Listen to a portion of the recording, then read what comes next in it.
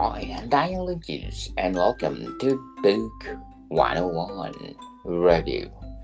Book 101 is all about the books that I read for the last 40 years, and today I have my special guest.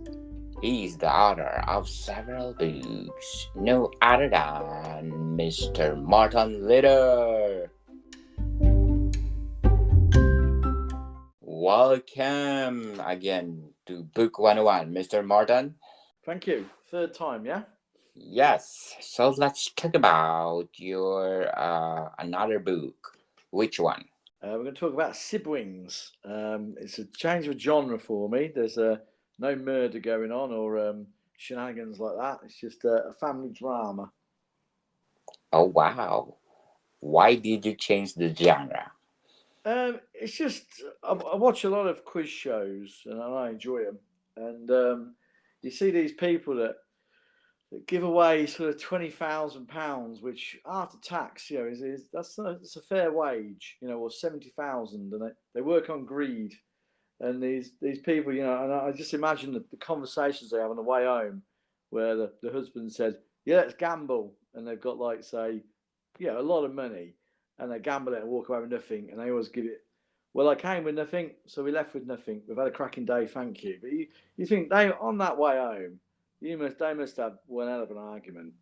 Why did you think it was Africa? No, everyone knew. Do you know what I mean? So I like quiz shows, and so I've built a story around a couple. I made up a quiz show called SIBWINS, which is where siblings can win things, and it's the nation's most popular one with £5 million up for grabs.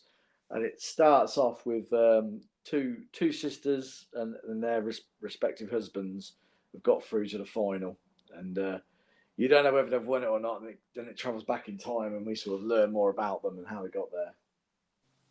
Yes. So, do you have a specific TV show that really inspired you in writing this book? It's a little bit. I mean, it's a little bit of Who Wants to Be a Millionaire. It's a little bit of The Chase. It's a little bit of everything. I haven't gone into great detail about the rest of the quiz. I just do the final bit. So the premise is that each round you go through, you gain words, and then those words, up to 60 words or something like that, depending on how many you get right, go towards the ultimate answer. This one in particular is sort of music themed or film themed. So you've got Bohemian Rhapsody, Rocket Man. So they're gaining these words as they go through, and they work out it's either films or songs. Because he's one of them's really quite good at quizzes. His job is in the music industry, and so he sort of he thinks it's films or songs. Can't remember which way around it is, and the other one thinks it's the other way around. Win or not. Siblings, that shows where siblings can win things. Let's talk about your readers' comments. Number one, entertaining to read. What are the elements that you put in the story that makes your reader called entertaining book? Well, I think, as I said, quiz shows are obviously popular. There's about 10 on a day on all the main channels. Probably if I turn the telly on now, there'd be on one on BBC One and ITV and Channel 4. So they're very popular. And what I did was I built up. Just because you're related to people, brother-in-laws in particular, doesn't mean you actually get on with them. So it's all about the two sisters who were quite close in age, and their lives have gone a different way. One's married with kids and perhaps grandkids on the way, and the other one's never got round to having kids, but she's got a rich husband and she has lunch with the ladies. And everyone in it is jealous of each other for a reason. The one of the husbands fancies his sister's wife really, and the wrong one asked him out many years ago. But being a 17-year-old lad, he wasn't that experienced, so he said yeah, thinking he could get closer to her. So he's jealous of Kevin because he's with the woman he really wanted to be. The wife is jealous of her sister because she's got kids. The other one's jealous of her sister because she lives a life of luxury. And Kevin's jealous of Andrew because he's got plenty of money, and then it all sort of crosses and twists and turns, I like to think, and things like that. But this one's actually got a happy ending, which I don't normally do happy endings, but this one has. It's a sort of the message is, look, can't have everything. Be thankful for what you got. Likable characters. What are the characters of the story? Yeah, so you got there's Kevin and Emma, I think, and Andrew and Sarah, and some. They're just normal people, like, are they perfect? No, I try to make them as realistic as I can, they behave realistically. And, and they've got their struggles, So one of them is struggling to pay the bills, which I think a lot of people can relate to. And another one's a bit lonely, which, again, people can relate to, So, I try and make them realistic, and I think by realistic, people see that in the characters and sort of can sympathise and empathise with them, perhaps see themselves a little bit. Yes, and a page turner, definitely. Yeah, again, it's just over 30,000 words. So I think a couple of people read it in one sitting. You could probably read it in 3 hours. So it's good for a plane or sitting on a beach for a day. And I like to keep people guessing on what's going on, where it goes. It's got the usual sort of twists that you do get in my books, but without the violence and that sort of stuff. It's got other twists. Oh yes, there's lots of twists. So fast paced and amusing. Yeah, I try to put a bit of humour in there. I can't think of any particular jokes in this one, but there's I mean, people are funny. I don't know, who you deal with in your daily life, but I don't go through a day without having a laugh at work or down the pub or with a partner. You always have a laugh. So it is quite hard to write how banter, because people are quick fire and they say things. But I do try and put some, jokes in there and how people would react, And I think there's a couple of comic moments in there, where one of them thinks that she's going to get off with someone famous and she makes a complete fool of herself. So, And very enjoyable. Yeah, I'm happy for every review that comes along. I think this one's sitting about 15. It's been out just shy of a year. And, I like them to be enjoyable. I like them to be fast paced and, hopefully more people enjoy it. Yes, those are what qualities of the book that really your readers like it. Relatable characters and great story. Yeah, and I think one reviewer really likes the music element. Like I said, the one of the characters works on putting music to films and to TV shows. So he's got a knowledge of music, and he has a tendency to talk in lyrics, famous lyrics, and that whenever situations pop up. And I think a couple of people have really liked the musical references to some of my favourite bands from my youth. And rather cheekily, I put in there that he was making the soundtrack to one of my other books. So if you compare SIBWINS to History is a Lie, what's the big difference? Well, they're poles apart. I mean, History is a Lie is a mythological, conspiracy, historical, fast-paced action adventure romp. And SIBWINS is about couples and relationships, and now we all get older, we sort of review our lives, and we're in different places. Someone that was the track star or the heartthrob of the classroom, gets older, gets a bit fatter, and makes some bad choices, and the nerd, the chess playing Dungeons and Dragons nerd, he gets a good job, and he's then got a young wife, and so just because they're at school, decisions can change your life, and we get to a point. I guess it's a midlife crisis when you look back and think, oh, I should never have been with her so long, or I should never have left my wife, or whatever, things like that. So it's got it in there. Like I say, it's a quite, I like to think, a happy story in the end. But it's a family drama which I think everyone can relate to, where History is a Lie is. I do find it's quite funny that the male readers like the history element, what happened to the Mary Celeste and what happened at the Battle of Quebec, You know, where some of the females that I've spoken to, they like the modern story, you know, of what's going on in the modern world. So horses for courses, I guess. But they're of all my books, those two are the two furthest apart. More Than You Can Chew and A Lot of Bitch and a Warmonger and Demons Are Forever are all pretty similar. They're all whodunit. You know, we'll start off with someone getting stabbed, kicked, or strangled, and then we have to work out who's done them wrong. So Yes. So, siblings, who is the main character? But there's four main characters. Like I said, two sisters, Emma and Sarah, and their husbands, Andrew and Kevin. You know, so it's all about them four. Kevin and Emma have got a couple of kids. One of them's over in Nashville, making a name for themselves, hopefully, and the other one's a nurse. So it's them four, and then there's a couple of side characters, you know, that sort of pop up. But yeah, really, it's them four and their relationship between each other.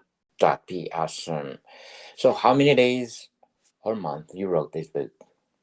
I wrote that one probably in 3 months.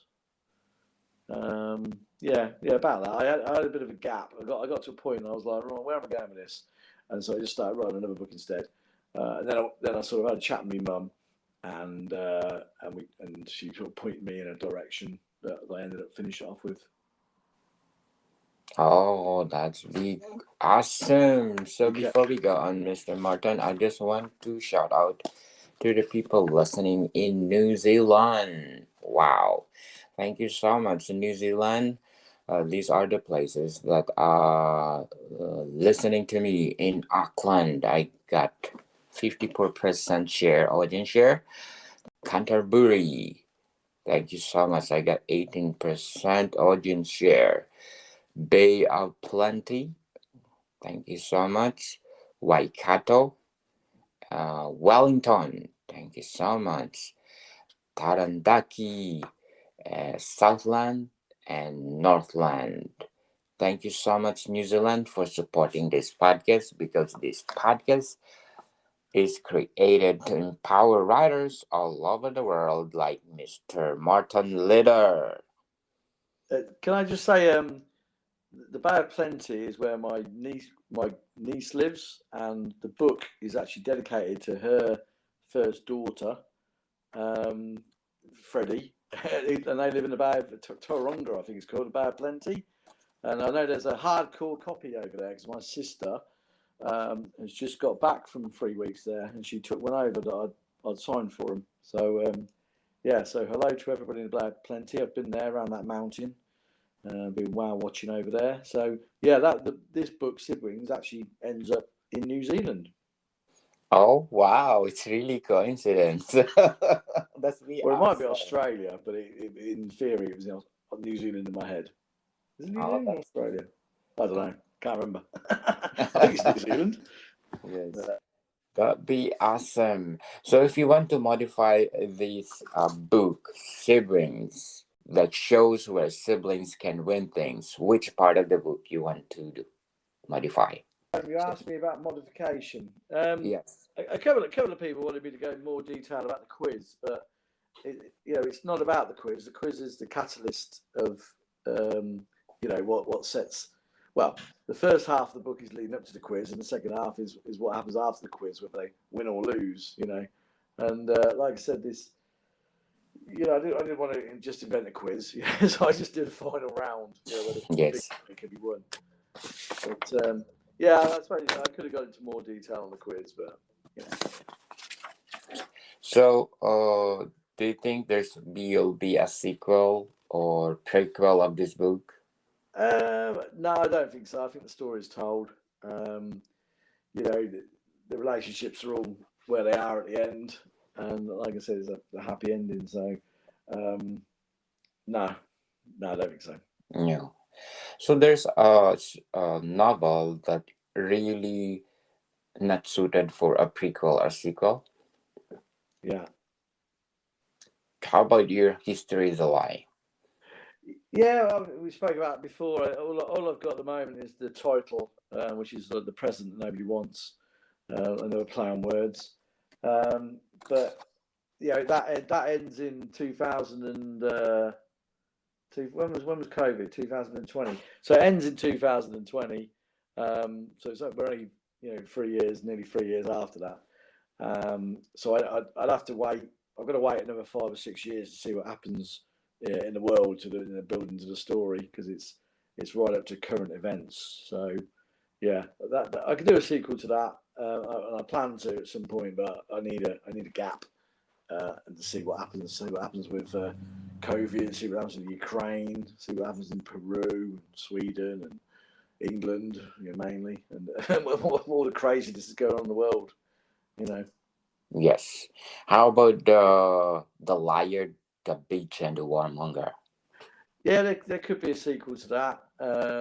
They could try and get their revenge on the winner. I don't want to give any spoilers away, any twists, but not everyone's dead, so there could be a sequel. Is it Siblings, the shows where siblings can win things? Is your top 5 favorite books of yours? So I think I've got 6 out, haven't I? So I've got to say which one's not my favourite. Yeah. They're all very special, really. You know what I mean? Like, I'm sure everybody loves every book I've written. The first one I wrote, Always Judge a Book by its cover, is probably a bit rough around the edges. I could probably do re-editing that or something and making it a bit longer.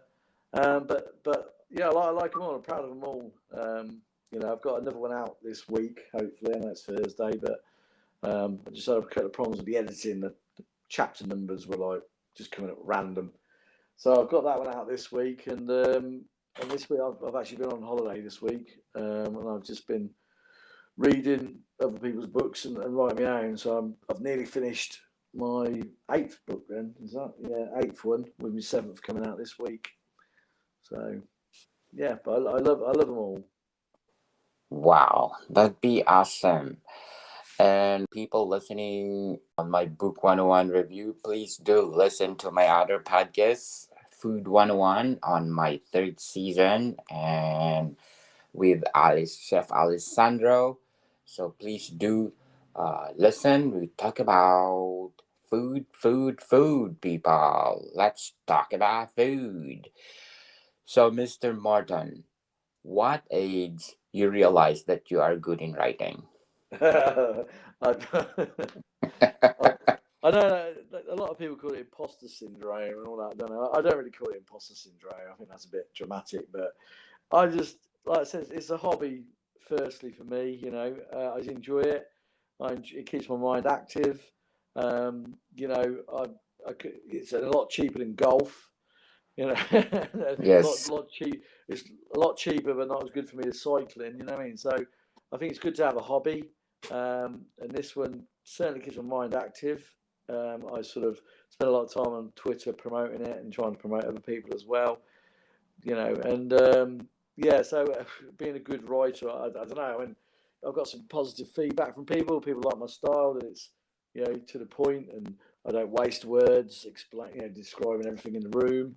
I just I leave it to you. It's like the characters. You can decide whether they're tall, short, black or white, or unless it's important to the plot, like a Chinese, like a Vietnamese gangster in one of my books. It was important. He was Vietnamese. Apart from that, I don't say. So if you're reading it, and you imagine him as a 6-foot blonde, blue-eyed guy, or you imagine him as a short, stocky Mexican type. It's up to you. The clue's probably in the name, but I don't over explain details.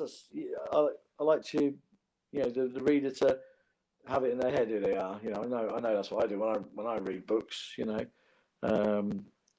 Obviously you have to say if the main person's really attractive, you've got to mention she's really attractive, because otherwise the person wouldn't be chasing her or trying to go out with her or something like that. But so I mention important details, but I shy away from lots of others.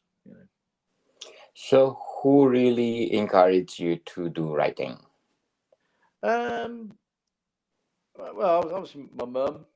She's very proud, and she makes me sign the hard copies when I go up. She gives them out to her neighbours and things like that. But yeah, apart from that, I'm just a one-man show, really. I just crack on, you know.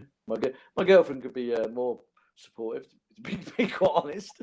Yes. You know, she thought she read my first book and said it was a book for 50-year-old perverts, you know. So I just wish it was, because I think there's quite a few out there, and I might get a few wrong reads.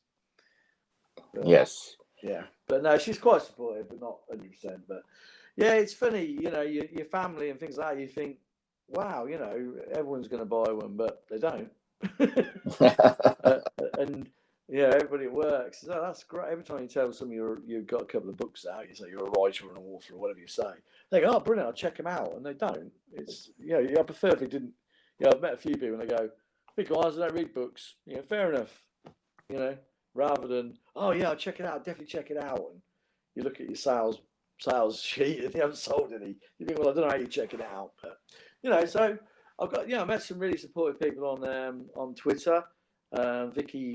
Vicky Ball, and I think someone you've spoken to, Caroline Rabowski or something like that, Ravowicz.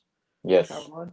Yeah, so she's really supportive, and Vicky and Catherine, Kit, and loads of people are really supportive, and leave reviews and and tell people to read your books. So I've probably moved away from friends and family to other people, which is good because you get an honest review from them. And I think you read some reviews, the day the book comes out, and you think, well, that's blatantly someone they know. 5 stars, brilliant book, and you think, well, that's it's only come out today, so I think it Yes. might be something you know. That'd be awesome. Yeah. So, Mr. Morton, nowadays that we can independently publish books, what is the difference now that we're having these ways of publishing book very fast? Yeah, well, I mean, it's brilliant in a way, isn't it? But I mean, obviously, I never tried to publish anything before. I've just gone totally down the independent route through Amazon. Um, and you see every day on Twitter people going, "I've got another rejection. I've got another rejection." And I happen to know someone that worked at Penguin, and they said, "Oh, it's sort of a closed shop. You get these celebrities that get offered book deals, they don't even write themselves, and they're all, some of them are good, and some of them are like, meh." So like I said, I never tried to publish before. I've just saw it as easy and gone for it. Mine are only £2, or I don't know what that is in dollars or whatever, $3 or something like that. Probably less than that. And they're there. But it's a tough gig. I think what it means is there's a million independent authors out there all striving for the same market. So. But there is some gems out there, and when you watch telly at the moment and you see the things that are made, you're like, Jesus, give me an independent book any day of the week. So Yes. that's what I think. Yes.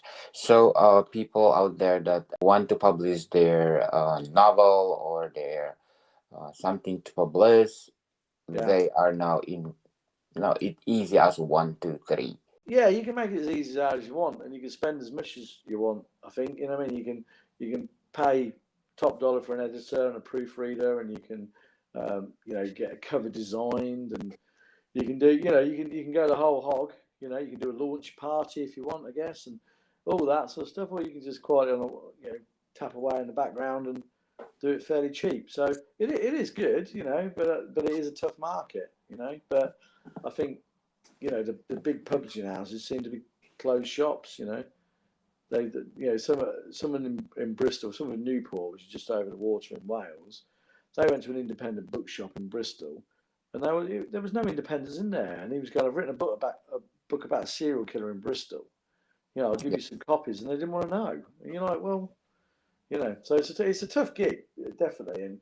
But when you get that, when you get a 5-star review from the other side of the pond, or from Canada or something like that, or New Zealand or something like that, it's just so something you don't know at all. How much they enjoyed it.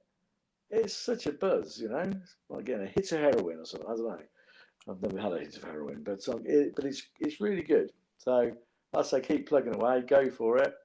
Don't get conned by these vanity presses, because they're just con artists, and go for it. So they think this is a good point for the book industry. Definitely, yeah. It's especially with Kindle. You can take your Kindle away with 40 books on it. Can't you? You can't put 40 books in your hand luggage. You'll be overweight. So it's good. And reading is good, isn't it? We've all got jobs and mundane lives, and that it's nice to escape into a bit of fantasy, preferably, without being lectured, which seems to be the sort of mainstream of TV at the moment, isn't it? They've got to have a message. You can't just enjoy yourself, and get lost in the film. They've got to have some nonsense in there about modern day politics or Trump or something. It's like, for God's sake, I'm watching something about medieval knights. I don't need to be mentioned about the Mexican border, you know. But that's just my opinion. Perhaps some people like that. Yes, siblings, the shows where siblings can win things. What else you can say about it? But it's on Kindle and paperback. £2, I think, or £7 for the paperback. £2 on Kindle. It's a short read. If you want to get your reading challenge up, all of my books are quite short. You can probably bang them out in 3 or 4 days, or 3 or 4 hours if you've got, just sitting on a plane or something. So, and I like to think they're a bit different. I haven't seen many that are too similar to mine. So yeah, appreciate any support, and I hope people enjoy them. Yes, people. And I just want to ask you about one of the readers' comment. Well, Easy read and unique story. How unique the story is. oh well, I mean, easy read. We spoke about. I write easily because I'm not that clever. Yeah, there's some words I can't spell, so I don't put them in. But unique story. I think it is a unique story. That one. It's like I said, it's if me and you were on a quiz show and we got £10,000 each, we could take away. And I went, no, I know this answer on Metallica. Honest, stick with me. We can get 50 grand each, and then we walk away with nothing. I'm sure it would play on your mind. It would play on my mind if someone did that to me. I go, no, let's take the 10. You go, no, we're going to gamble. So that was the sort of the catalyst of that. I was watching shows and watching these people just, not rich people by any means, blowing 50 grand on the chance of winning 250 grand and walking away with nothing. And they're just lying, saying, we came with nothing, we walk away with nothing. We had a fantastic time, thanks. It's like rubbish. You would, if you were struggling to feed your family, you haven't been on holiday for 4 years, and you just spunked away 20 grand or 50 grand, you would not be happy. Yes. That's my view, yeah. I wouldn't be, you know what I mean? I go, are you sure you know the answer? Yes, 100%. It's Enter the Sandman. No, it was One. Oh, yeah. Now I think about it. Oh, Jesus. So, anyhow, I think that's why it's unique, because it explores. I've not read or seen any other books about appearances on quiz shows. there might be, I don't know, but if there is, perhaps someone can give me a shout and I'll buy it and read it. But yeah. That's why they said it's unique story. Wow. So give us twists and turns example of the story. Well, like I said, the main twist is that Andrew, who's married to Sarah, wanted to go out with Emma, and that's why they were hanging around together as kids all the time. And then the wrong one asked him out, and being young and naive, he thought, well, I'll say yes because it means I'm still close to him. And then a few years later, married, she's married someone else, and he's like pining for her all these years. So there's a bit of a twist. I don't want to explain them all, but I think that's a bit of a twist. Yes. So people, if you summarize all the phrases that the readers comments, it goes to one word: siblings. So where siblings can win things, definitely recommended to read, according to the readers of Mr. Morton Litter. Thank you very much. So invite again our readers or listeners to buy your book. Yeah, okay. I've got 6 books out. 7th one out this week. Mainly whodunits. They're all adult themed. There's adult language just as a precursor. But they're all enjoyable. I like to think, and they're all cheap and easy to read. £2 on Kindle Unlimited, £2 and on Kindle Unlimited, on a paperback, reasonably priced as well. I'm not in it for the money at the moment, so just anybody out there wants to have a look and support me. I'd love to read their thoughts. If you leave a review, and even if I don't like it, please leave your thoughts so I can improve my skills. Yes, let's support Mr. Morton later, because I'm saying if you support them, they give their best. Thank you, Mr. Morton, for your time. No problem. Thank you. Been a pleasure. Thank you very much. More to come, people. See you soon. Cheers. Bye-bye. Cheers.